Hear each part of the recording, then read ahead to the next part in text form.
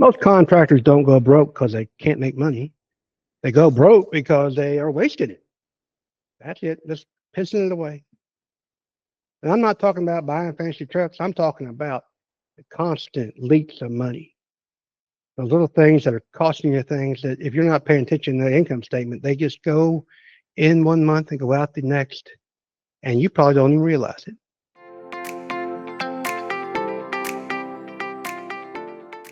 Today, I'm going to break down the 8 top things that waste your time, waste your money as a contractor, and what you can do instead. When it comes to owning a business, especially in contracting, but all other businesses, we look at investments. We always talk about investments. We're going to invest in this, we're going to invest in that. But an investment really is only an investment if you got a return. If there's no return on investment, it's an expense. Now, expenses, sometimes you just can't get away from them. And matter of fact, I guess if there were no expenses, profit would be easy, right? But that doesn't happen. So when you buy that new logo, that's not an investment. That new website, now you could argue, I said new website. If you have a website, you probably need one, but there's no need necessarily looking at the return. Are you going to get a return on that investment? Those type of things. A new laser, new hats, t-shirts. And those are a lot of fun to buy, a lot of fun to give out, but not necessarily an investment because you really can't measure the return unless you said, well, Mr. Customer, did you find me on the t-shirt? Did you see me on the t-shirt the other day? Is that why you're calling me? More than likely not. More than likely that person who's wearing that t-shirt maybe gave you a referral. And those are things, but that's not what we're talking about today. We're talking about spending dollars and time, things that are it's eating up at your bottom line. Underpricing your jobs is the way that you're losing money. And that's an investment because the return is your profit. The return is the amount of money you've got after it's all said and done. If you're trying to hit a profit, you ought to set a profit amount that you want. 10%, 20%, 50%. Each industry is different. If you don't know what you want or what others are getting, Google it. There's numbers out there that give you ideas of where you should be.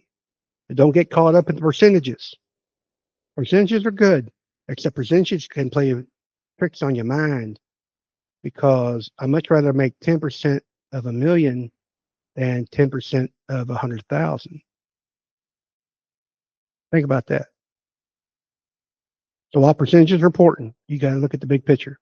If you're doing cheap work, it attracts cheap clients. You're going to get, in a way, you're going to get the people that you invest in. And that's not what you want. You want good people. You want to make sure you're making dollars. You want to be sure that you're not necessarily, and you can be the most expensive, but you definitely don't want to be the cheapest. I like being somewhere in the middle, maybe on the higher end, because you got a good reputation and you can charge a little more. If you know you can go in, get the job done, you got the right people and get out, you can charge a little more because you're going to spend less time than others. Speaking of that, bad hires, number 2. You got to make sure the people get in, get out, get their job done. Now, there's ways we can help in monitor that. There's ways we can incentivize that. There's ways, and we can talk about that on a personal note. But it's important to make sure you got the right people, make sure you're compensating them right, incentivizing them right, so that they feel like they're part of the team. In the last episode, I talked about being team, being a partner. Well, your teammates are your partners. You are competing against other businesses, but don't compete within yourself. Make sure you got the right people in the right spot.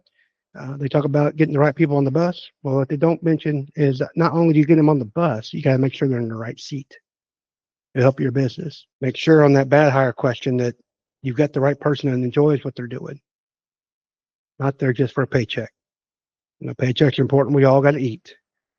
But it's sure nicer if you sure enjoy what you're doing and making that paycheck as well. Let's talk a little about software. Oh, I know. I've been down that road before. If you're paying with a debit card or credit card, look at those statements. Identify those subscriptions you bought. You've seen those advertisements where they give you money and they don't know how many subscriptions you're involved in.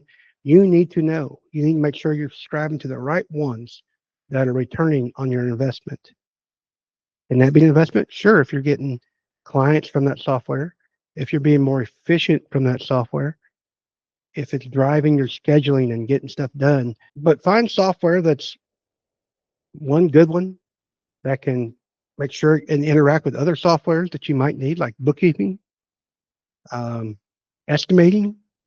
If you can find a software that does it all, that's even better. But they got to integrate. If you have marketing software, fine, use that for your marketing crew. And bookkeeping crew, fine, make sure they got the right software. But there's no reason to waste a bunch of time on extra software you don't need. So look at that. See if you can consolidate softwares. You might be paying for a software that's doing one thing, and you're paying for another software for another purpose, but they both can do the same thing. Look at that. So cut those costs if you can. I've talked about this many times, and I will continue to talk about it as number 4. And that's jobs outside your lane. Things you shouldn't be doing. You're not very efficient at it. Your pricing, you probably know how to do it. If you're bound and determined to get those type of jobs, sub it out to people who know what they're doing. If your advertising is bringing in a certain type of person, either you got to make a decision that you want to serve those people or with your own team. But if they're not suitable for that, fine. Either tell them no and recommend them somebody else, or if you feel the need, partner with somebody that does it very well and make a little profit. What I've done a couple times, because I don't want to do some things. I'm not a painter. I'm not a drywaller. I'm definitely not an HVAC guy. Do we get clients that call for that type of stuff? Absolutely. I've got a couple different ideas. I've turned them over, and my friends who do those work build a little in for Chris, or take a deposit or give them a little discount on the next job because I sent them a job of my own. That's called bartering in a way. Or sometimes they'll go do it for me and send me a check for the difference. All those are available if that's something you want to do. But make sure that what your team's doing and what you're doing is what you make the most money at. Stay in what you do. And if your advertising is out there and bringing in the wrong type of customer, then you got to look at your advertising, your marketing, whatever that is. Make sure people understand what you are and what you do. Number 5, advertising without a strategy. That's right. Are you just throwing money out the window? Are you getting any return? Are you watching that? That's very important. That can be an investment, but also can be a loss of money. But if you're not getting the right people, not getting the right leads, not getting the right number of leads, you should have an idea what a lead cost and what you're willing to spend for a lead, and compare that to the amount of money an actual invoice would be. If you're actually invoicing clients at $10,000, there's a percentage that you can spend on advertising and make really good money. But you need to know all that stuff. And we can talk about that. But look at that. Advertising can be an investment if it's bringing in sales, but only if there's a return. Remember, investments are only good if they're returning. Number 6, fancy trucks and equipment. Now, one time, I am not a mechanic. Don't claim to be a mechanic. God made my big fat hands. I can't reach in places that should not be. Do I like building things with wood? All day long. I kind of enjoy welding. But when it comes to a machine or an engine, I am not that guy. Don't have the patience for it. Now, why am I telling you that? Well, from that philosophy, I have a tendency to want to buy new because it has a warranty. And if you have the money to do that, great. I've also realized from my predecessor, one of my old mentors, you can also buy used. Buying used is not that bad a thing, especially if you have people on your staff that can work on them. Not me. I have other guys that can work on stuff. I have bought every tool known to man that if I have a problem, they can fix it with the tools I have. That's just, I like buying tools though too, so maybe that's a fetish of mine. But the point being is that you don't have to buy new if it don't make sense. Everybody's heard the point of, you drive a new truck off the lot, just reduced it by 40% of the value that you just paid for it. And that's the truth. So you don't have to have new. You have to have dependable. There's a difference. You have to have a plan if it breaks down, whether that's renting back up or whatever it is. But everybody's depending on your equipment. But sometimes new or whatever it is um, can be wasting your money, especially if you're financing it. Everybody's heard of, well, back in when I was growing up, there was no such thing as gap insurance. Gap insurance covers the difference between what you owe and what they value your asset. That means if you wreck that truck that you just drove off the parking lot and it's already lost 40% of its value and you still owe damn near 100% on it, that insurance will cover it. Well, I don't want you buying a gap insurance anyway.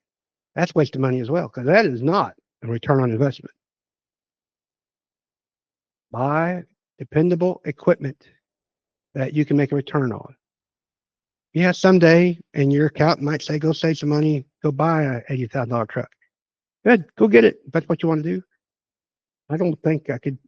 Oh, I can't think of the day. I haven't thought about this. Even if I won the lottery today, and maybe it's a mentality thing I'm in, could I spend $80,000 on a truck or go buy a used one just like it, one owner, a year old, and it's 60,000.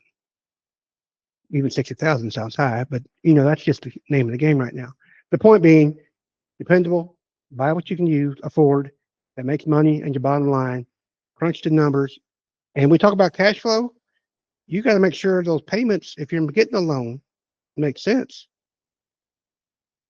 Because if you're getting a loan, that's not an investment really. An investment is when you have cash and invest it in something. If you're getting a loan, you're getting a loan. Making a payment, you're paying for an investment. Damn, that don't even sound right because you're paying interest on that too.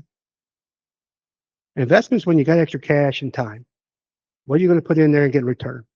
Again, always remember, investment is a return. No return, not an investment. Oh, I'm almost done. Ignoring yourself. What I mean by that is, I mean time. You have to pay yourself.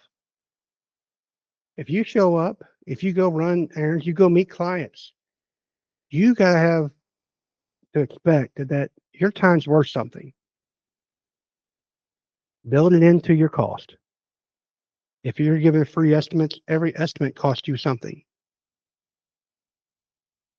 Make sure that you're getting compensated for that when you get that sale. It's part of your fixed cost. Make sure you're getting paid. And I've mentioned this before, I'll mention it again. If you're getting paid, make sure the business is making a profit as well. So you can invest again in other stuff, people, equipment, and so forth. That becomes an investment. That's what profits are for. Make sure you get paid too, because mama needs a new pair of shoes sometimes. Lastly, when I talk about investment, you got to invest in yourself, man. I know people who spend $50,000 on a piece of equipment. Hell, they won't even spend $500 on themselves. What the hell? Does that make sense? You're your most valuable asset. If you think about it, would there be a business without you? No, there'd be other businesses because they're investing in themselves. Your competitors are investing, or they should be. Hell, they should be listening to this. Your competitors should be listening to this podcast because just like you, they're not investing in themselves. What's $500 in the scheme of things? Nothing. Especially if you're a million or more customer or builder. That is nothing. Could you learn something? Join groups, go to association meetings, whatever it is. Invest in yourself. Invest in coaches, consultants. That's what I do. I not only invest in myself, but I help others invest in themselves by coming to me, and I'll tell you all the hard lessons I learned over the years. Get a different perspective. Know what other people are doing. If you're a leader in your business, and you should be, you need to grow your level of skills. If you can't afford $500, then buy a damn book. Buy an audio book. Listen to it. They're $20. Some of them are free if you join Audible or something like that through Amazon. Whether it be reading, joining groups, paying for consultants, paying for coaches, joining associations, whatever it is, invest in yourself. Now, I know that you probably are because you're spending time listening to me right now. And that's good. And we want you to continue that. Yes, I want you to continue to listen to me. Hit that like button, all that good stuff. Subscribe. But I want you to make a plan. It's Tuesday. You got 3 more days of the week for working. Plan on listening to something on the way to a job site. Find you a book that helps you. Now, I'm not talking entertainment. I'm talking learning something that can improve your business. Find other podcasts like this. So if you're struggling with all the stuff we talked about today, figuring out what's a return and what's not, what's the best way to invest your money, then I want you to reach down below. Look below. There's a link down there. Set up a time with me. We will talk about ways to do that. It's 30 minutes, free time. I'm looking at it as an investment in you because I hope eventually it'll be returned to me, whether it be through a referral or me consulting, working together, whatever that looks like. But I have to have investments myself. So reach down below, set up an appointment with me. We'll talk for 30 minutes or so, get you what some things you need happening and what you need to fix. If you don't have the time for that or don't find the time, get on Facebook, go to hardhatceo.com. Excuse me, that's a website, but we also have that link there for our Facebook group for inspiration and other ideas, other contractors there you can run ideas for. And that being said, you guys have a wonderful week. God be with you till we meet again. Bye-bye.